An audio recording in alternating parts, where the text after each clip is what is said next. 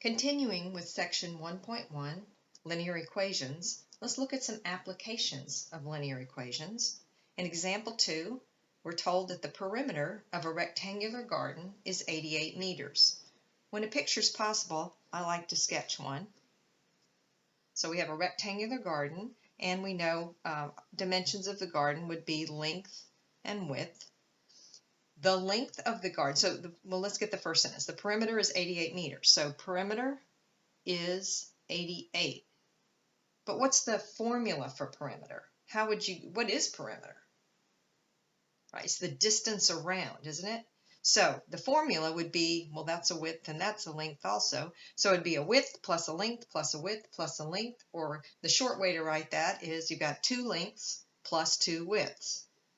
2 lengths plus 2 widths. Of course, you could write length plus width plus length plus width, but then you can just simplify it. Okay, so this is the first sentence. They told us that.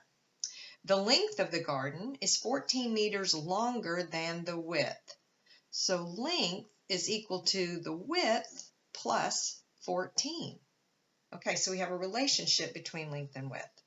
Find the dimensions. That means find the length and width of the garden and use an equation to do this. Now these numbers aren't so complicated that we couldn't just play around with it a minute and maybe figure it out, but that's not the point. They could be much more complicated. We need to be able to use an equation to solve. Okay, so we said that the perimeter, 88, is equal to 2 lengths plus 2 widths, but we know something about length. A length is a width plus 14. 2 lengths plus 2 widths. We substituted in an expression for length that uses width. Okay, distributive property, 2w plus 28 plus 2w, 88 equals 4w plus 28. Let's subtract 28 from both sides. We get 60 equals 4w, and divide both sides by 4. 60 divided by 4, 4w divided by 4, and we get w equals 15, and this was in meters. So we found the width, and we know the length is the width plus 14, or 29 meters. And now you could run a check by seeing if 2 times 15 plus 2 times 29 is 88, and indeed it is. Okay, so we used a linear equation to solve that application problem. Let's look at example 3. A total of $18,000 is invested, some in stocks and some in bonds. If the amount invested in bonds is half that invested in stocks, how much is invested in each category? Use an equation to solve. Well, you noticed here I used L and W instead of X's and Y's, and here I'm going to use S's and B's. I just like to do that for myself to keep things straight. It's really easy to tell when you do that. Sometimes X and Y is appropriate, but that's what I'm going to do. So what did they tell me? They said they've got a total of 18,000 and it's only going in 2 places, stocks, bonds. So I know that stocks plus bonds has to be 18,000. That's the only 2 places the money goes.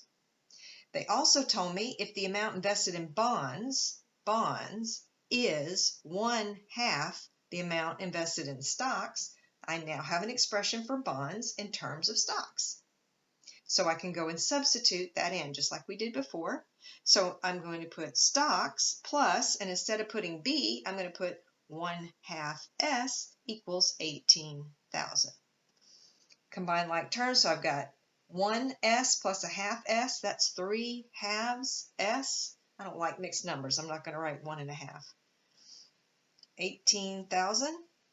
And now, you divide both sides by 3/2. I prefer the multiply by the reciprocal method, so I'm going to say 2/3 times 3/2 S equals 2/3 times 18,000. Now you could do 3/2 S divided by 3/2 S and 18,000 divided by 3/2 if you prefer.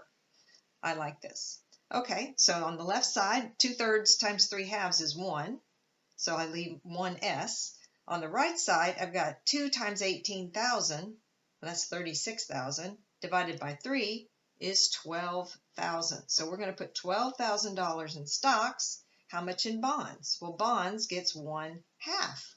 of 12,000 or 6,000.